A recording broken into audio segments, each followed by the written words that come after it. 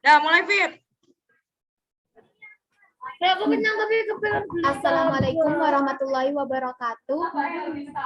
Perkenalkan, nama saya Fitria Susanti. Di sini saya sebagai moderator. Nah, di sini saya akan memandu presentasi dari kelompok 8 tentang pedoman penulisan karya ilmiah. Untuk kelompok 8 dipersilakan. Perkenalkan, nama saya Himi Suredi Brata. Perkenalkan, nama saya Sarah Arelia Rahma. Perkenalkan, nama saya Danindra Farel Bagawan Daru.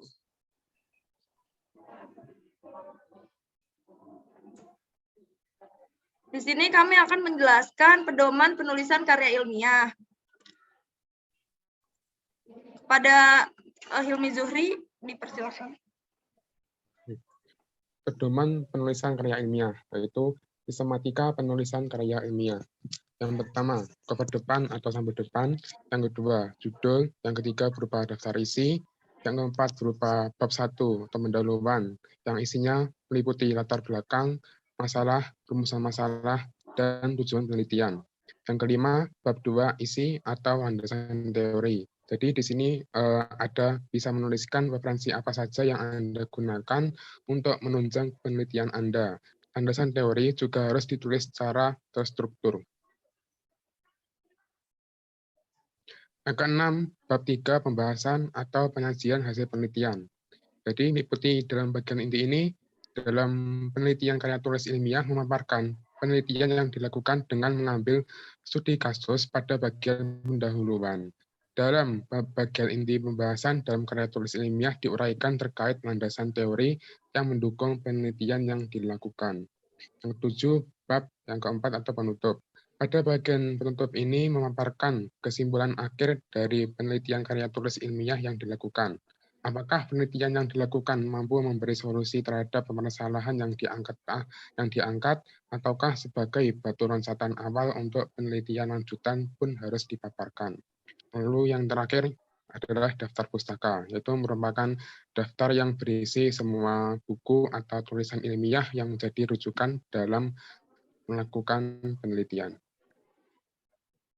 Selanjutnya adalah aturan penulisan karya ilmiah. Yang pertama ada font, spasi, dan ukuran. Kertas A4 jenis font Times New Roman, ukuran font 12 px dan spasi 1. Yang kedua ada margin. Ukuran margin adalah tepian kertas yang merupakan bagian yang kosong. Untuk ukuran margin ini adalah sebagai berikut.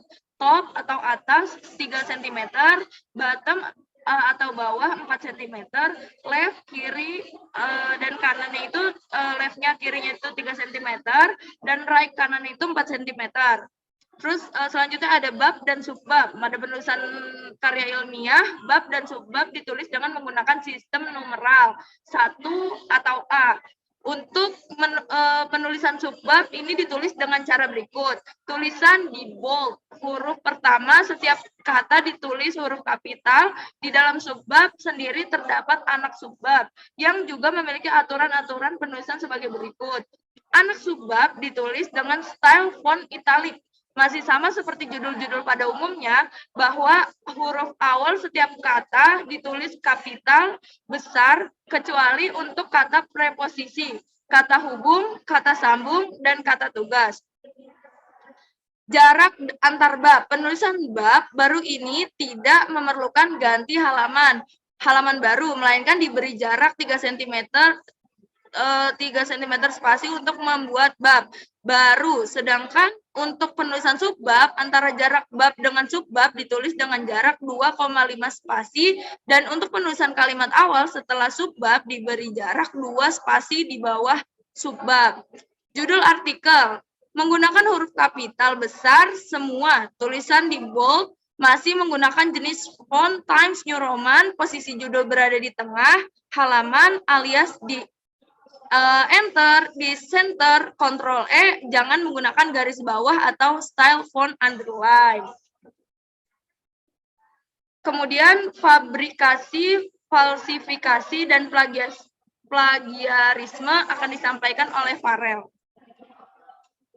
Yang pertama yaitu UU RI nomor 12 tahun 2012 tentang pendidikan tinggi menyatakan bahwa perguruan tinggi atau PT sebagian dari sistem pendidikan nasional mempunyai fungsi, yaitu mengembangkan kemampuan dan membentuk watak serta peradaban bangsa yang bermartabat dalam rangka mencerdaskan kehidupan bangsa.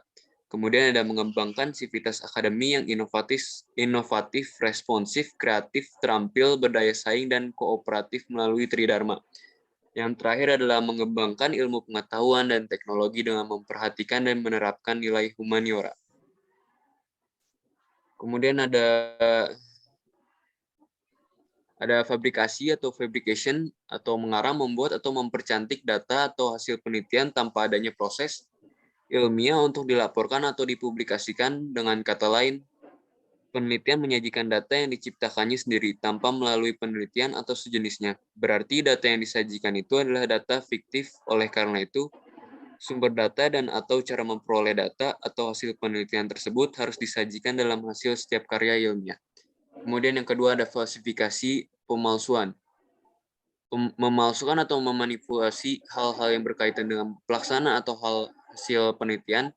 Falsifikasi meliputi menyampaikan bahan, peralatan, proses penelitian, atau hal lain yang sebenarnya tidak digunakan. Tujuan dari penyampaian ini adalah untuk mengesankan bahwa penelitian yang dilakukan mempunyai kualitas yang baik. Selain itu, falsifikasi juga termasuk menghilangkan atau menambahkan sebagian hasil penelitian tanpa adanya justifikasi ilmiah untuk mendapatkan hasil yang lebih baik, lebih akurat atau lengkap. Dengan kata lain, data yang diperoleh dari penelitian atau sejenisnya itu diubah agar mendukung kesimpulan yang diharapkan. Oleh karena itu, hal-hal yang terkait dengan proses perolehan data harus disajikan dalam karya ilmiah. Yang ketiga yaitu plagiat atau plagiarisme, mengambil hak kekayaan intellectual property rights orang lain dan menyatakan sebagai miliknya. Dalam hal ini, penulis mengambil kata-kata atau kalimat atau teks atau gagasan ide orang lain tanpa memberikan penghargaan atau acknowledgement yang membadat. Oleh karena itu, penulisan, situasi, atau rutukan diwajibkan dalam karya ilmiah. Mungkin sekian presentasi dari kelompok kami. Mungkin jika ada yang ingin bertanya, chat di kolom komentar ya. Sekian.